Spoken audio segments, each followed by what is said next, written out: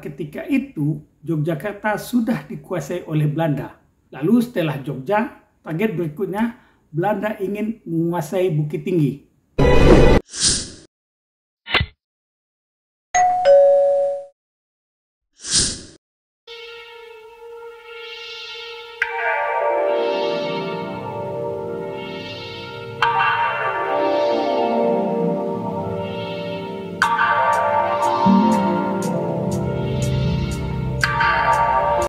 Assalamualaikum warahmatullahi wabarakatuh. Dunsana Firdaus Abi. Kali ini saya akan mengajak Dunsana untuk berkunjung ke kota Bukit Tinggi. Sebuah kota kecil namun memiliki sejarah besar untuk Indonesia.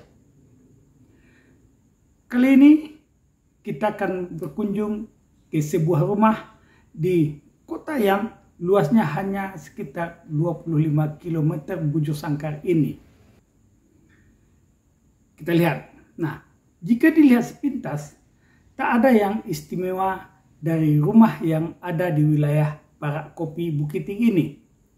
Rumah ini tak jauh dari kawasan Ngarai Sianok, tidak pula terlalu jauh dari Jam Gadang, identitas kota Bukit Tinggi yang sudah mendunia. Rumah ini dulunya ditempati oleh Mr. Tengku Muhammad Hasan. Beliau adalah Gubernur Provinsi Sumatera. Ketika Indonesia merdeka, ada namanya Provinsi Sumatera. Provinsi Sumatera ini ibu kotanya di Bukit Tinggi. Pada tahun 1948, Provinsi Sumatera kemudian dimekarkan menjadi 3 provinsi, yakni Sumatera Utara, Sumatera Tengah, dan Sumatera Selatan. Bukit Tinggi menjadi ibu kota Sumatera Tengah.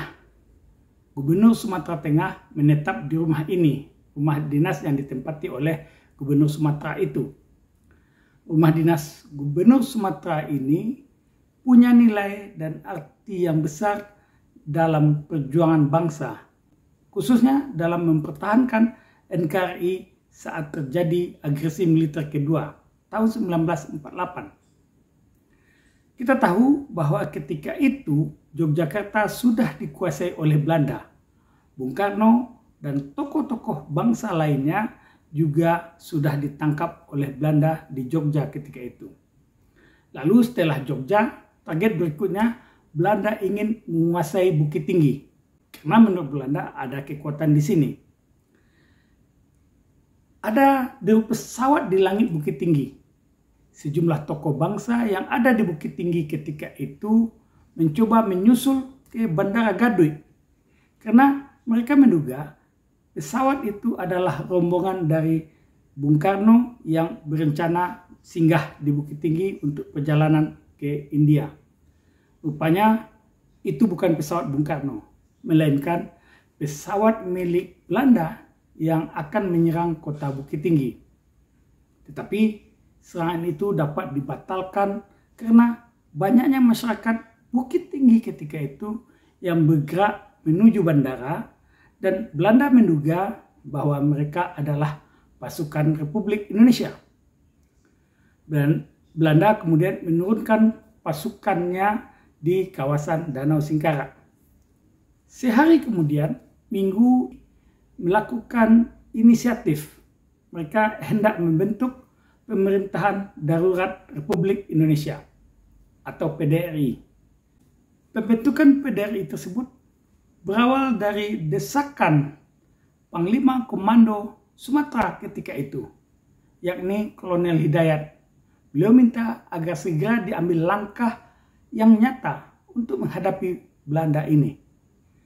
Ketika Kolonel Hidayat dan ajudannya serta Mr. Syafruddin Prawira Negara mendiskusikan hal itu sambil menunggu kabar dari Jogja tentang kedatangan Bung Karno, datang Kapten Islam Salim.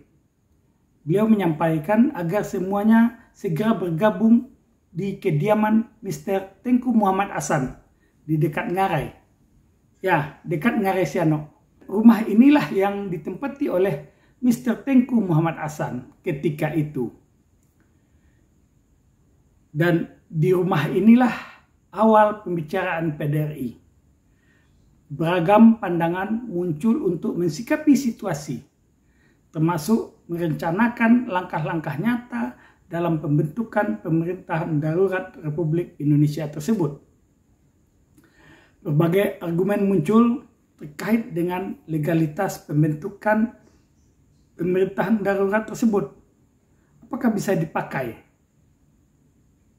Lalu dalam perjalanannya, Kabinet PDRI akhirnya dituntaskan di Halaban, Rabu 22 Desember 1948, pukul 04.30 WIB, sesaat menjelang salat subuh. Dan di rumah ini, rumah yang kita kunjungi kali ini, menjadi titik awal dari perjuangan dan jadi saksi bisu terhadap perjuangan dan pembentukan pemerintahan darurat Republik Indonesia. Tapi sayang, ketika kita lihat rumah ini dari luar, mungkin kita melihat sepintas tidak ada apa-apanya. Hanya sebuah bangunan biasa. Tetapi sesungguhnya rumah ini punya nilai dan arti yang sangat besar dalam memperjuangkan dan mempertahankan NKRI. Sayangnya, ketika kami berkunjung ke rumah ini, memang kami tidak bisa masuk karena tidak tahu, tidak bisa akses ke dalam, kami tidak punya. Lalu kemudian dari balik jendela yang berkaca, bangunan ini hanya dibatasi oleh kaca dan tirai. Lalu kami coba melongok ke dalam. Di dalam, pertama, nyaris tidak ada apa-apa. Tidak ada fakta atau bukti-bukti sejarah yang tampak dari luar. Lalu kemudian bangunan di bagian dalam nyaris tidak terawat. Padahal bangunan ini sudah ditetapkan sebagai cagar budaya.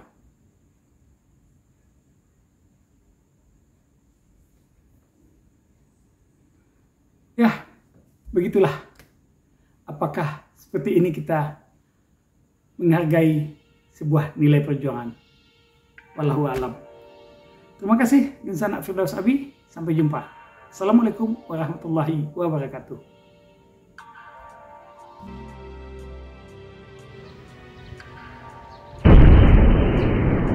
Sampai di sini dulu jumpa kita kali ini, dan tetap dukung channel ini sehingga kami bisa memberikan informasi-informasi yang inspiratif untuk kita semua.